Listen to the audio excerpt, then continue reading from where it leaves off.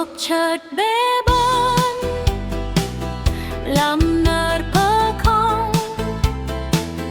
cơ hờ đủ tơ dâm chu mang nở Giêsu hờ đi hờ đây hàm tơ rong men đua cơ hờ đủ cả răng mang nở cả răng hỡi bồ linh ơi hơ đến lối bé nơ đi bờ ca go đây phân hiu đừng rằng bờ hôn go tơ gươm mi hơ đi mềm bao lắm năm tơ nói âu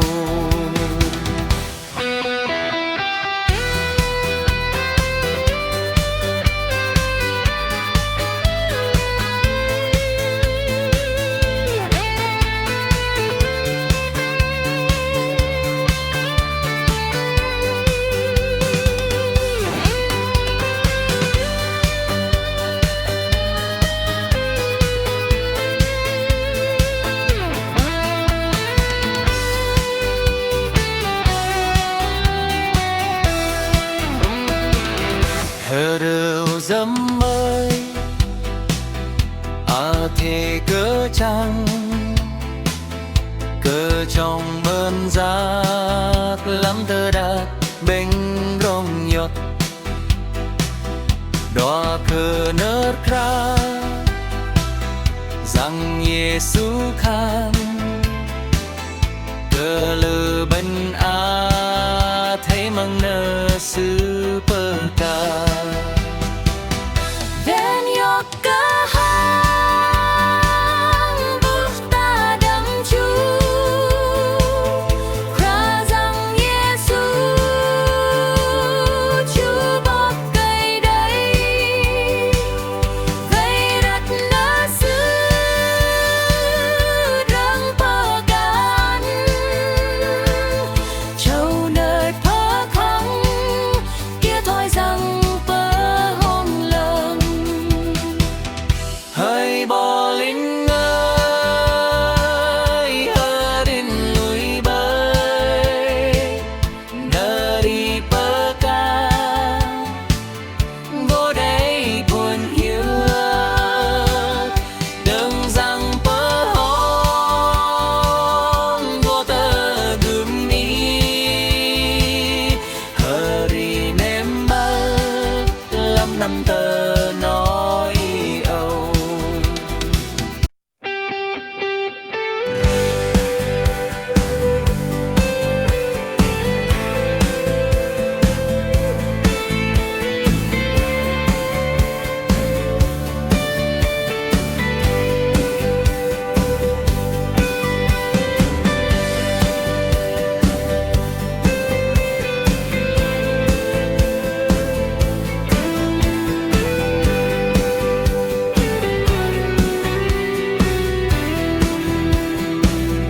Dục chợt bế bôn làm nở bờ không cơ hờ đủ tơ dâm chung mang nở Giêsu hờ đi hờ đây hàm tơ rong men đóa cơ hờ đủ tơ dâm mang nở cả răng hỡi bồ linh ơi